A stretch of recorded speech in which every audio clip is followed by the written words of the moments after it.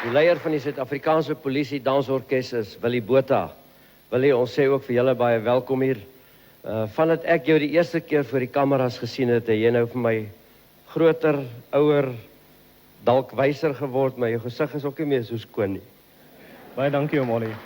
Dankie vir wat?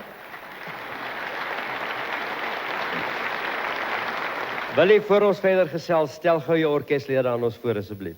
Oom Ollie op melody gitaar en banjo, Blakkie Swart. Op ritme gitaar, Pieter Kap.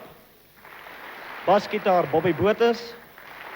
Op klavier en orgel, Solly Maree. En op dromme en lepels, Likkewaan Gericke. Ek wil nou net 'n ernstige vraag vir Willie vra. Willie, ek wil jy net vir die mense sê, wat is julle funksie in die polisie? Ek meen, wat doen julle eintlik in die polisie? Oom Ollie, hoofsaaklik fondsinsameling, BDW en Weesfonds, ook vir die polisie, bejaardefonds en so aan.